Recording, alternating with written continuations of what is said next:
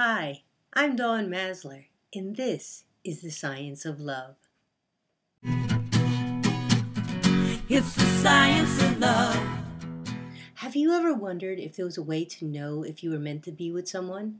Do you wish you could find out ahead of time if a relationship is going to last?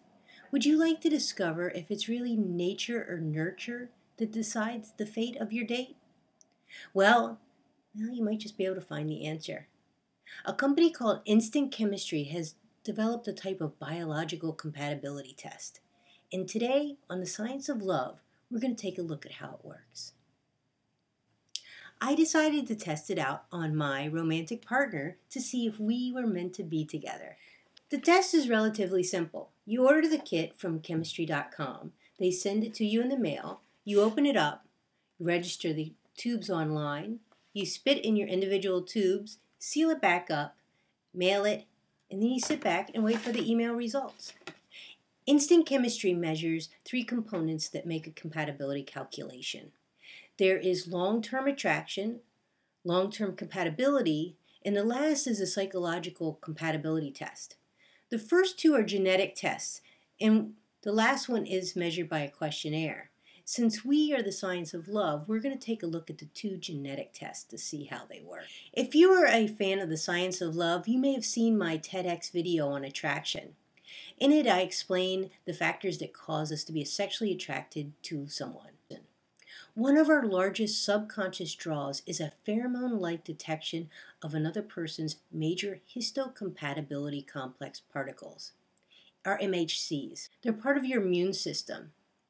Researchers at the University of Bern in Switzerland found that you are most attracted to individuals of the opposite genes.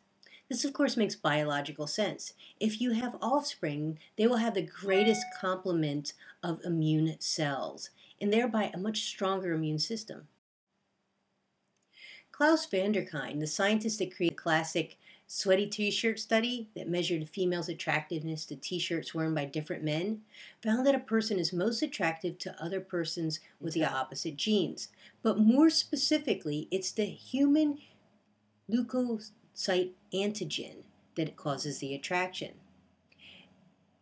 Instant Chemistry measures the HLA, A, B, and DR, and those were found to be most attractive in the study.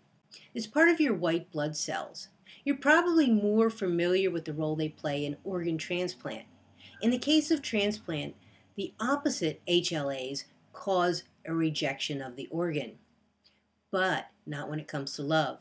Did you get the pun? Anyway, these are the ones that Instant Chemistry tests for. Let's take a look at our results. The first thing you'll see is our score of 67. When I first saw this, my heart dropped. I assumed it was like a score at school, with 90 or above as excellent, 80 or 90 as good, 70 to 80 needs improvement, and anything below 70 is just bad. However, I was informed that most couples score between 60 and 80, and anything above 80 is unusual. Of course, this makes sense.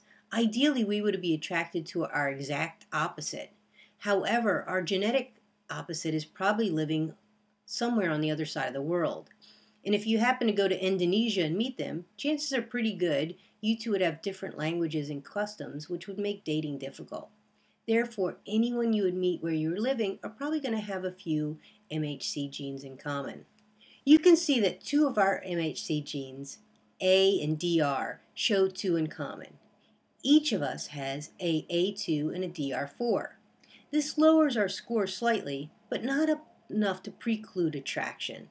In other words, as the old saying goes, 2 out of 3 ain't bad. Next, let's take a look at the serotonin transport gene. Here we can see that I'm stable and he's sensitive.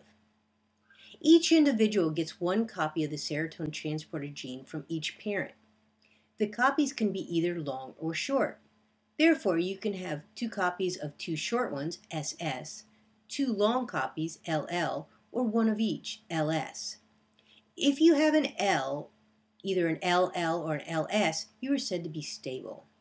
And if you have an SS, you are said to be sensitive. In a 13-year-long study from the University of California, Berkeley, they looked at serotonin transporter genes in couples and tracked the changes in maternal satisfaction over time. They discovered that the sensitive person is most affected by emotions and events in the relationship, and that when a sensitive person is with a stable person, it can create a relationship problem because a sensitive person is affected by things that the stable person doesn't even notice. Oh no, that's us. As you can imagine, I was a little concerned, but just a little because I'm stable. The original research discovered that this discrepancy is most acute in couples where the woman is sensitive. That helps us out a bit. Next, I found one of the authors of the study, Dr. Robert Levinson, and asked him a few questions. He told me there is hope. An individual with an SS is more sensitive to emotional quality of the relationship, good or bad. In other words, that means a sensitive individual will suffer if the relationship is bad, but will blossom if the relationship is good. Therefore, although we have our differences, I can help increase the quality of our relationship and the chances of long-term compatibility by simply being a little more kind and loving. This test shows me that I need to nurture our nature. If you'd like to learn more about instant chemistry or maybe even try it out for yourself, I've included a link. I hope you enjoyed this segment of the Science of Love. If you did, please leave a comment and subscribe. It's the science of love. It's the blindness of love.